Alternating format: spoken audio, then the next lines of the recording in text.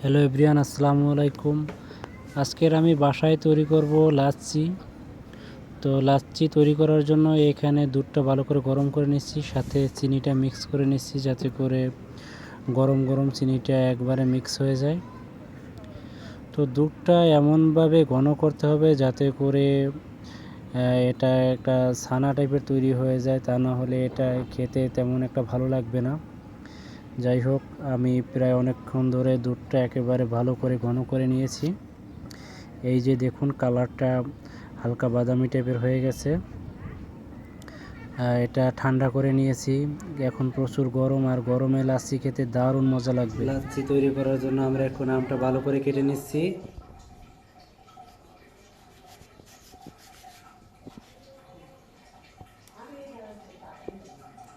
এই যে আম, ঠিক আছে, বন্ধ পুষ্কর।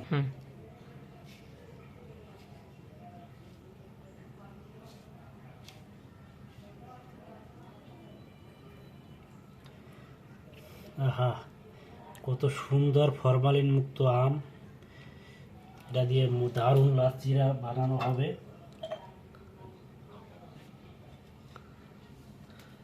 এই যে দুধের ক্যারামেলের ভিতর দিয়ে দিচ্ছি।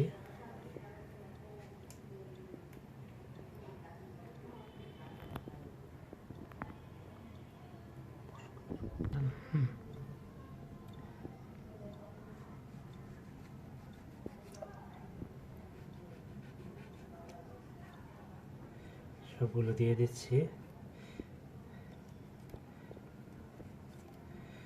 এরপরে এর ভিতরে দিয়ে দেবো হচ্ছে কলা। দিলে এক্সট্রা একটা ফ্লেভার আসবে।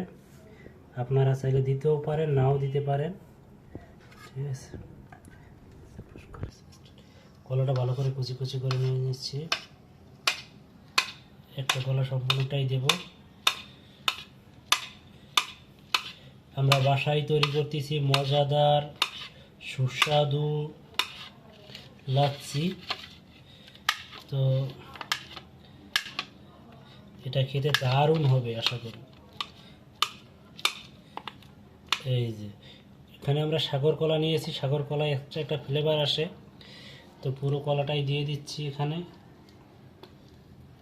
এই যে দিয়ে দিচ্ছি। এরপরে এটাতে দিয়ে দেব, ঠিক আছে, এই যে দিয়ে দিচ্ছি ভ্যানিলা এসেন্স। অল্প একটু পরিমাণে ভ্যানিলা এসেন্স দিয়ে দিচ্ছি, তাতে এর ফ্লেভারটা আরও ভালো আসবে। দেখুন,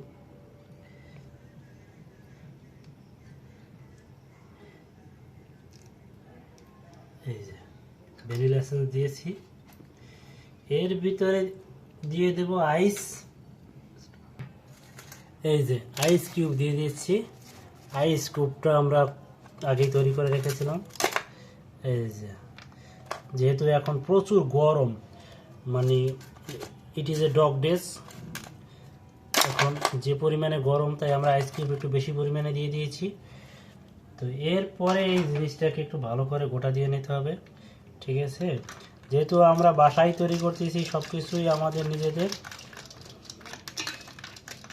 একেবারে ঘরোয়া পরিবেশে। আমাদের কাছে ব্লেন্ডার নাই। যদি আপনাদের বাসায় ব্লেন্ডার থাকে তাহলে আপনারা ব্লেন্ড করে নিতে পারেন।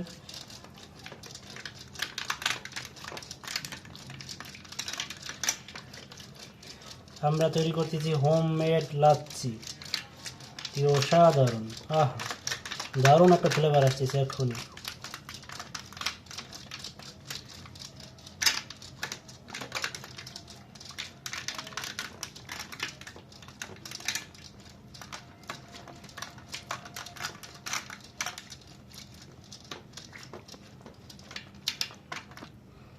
তো হয়ে গেছে আমাদের লাচ্ছি বানানো।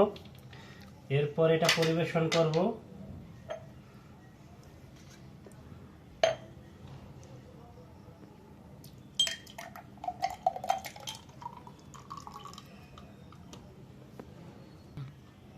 পাতা খেতে না,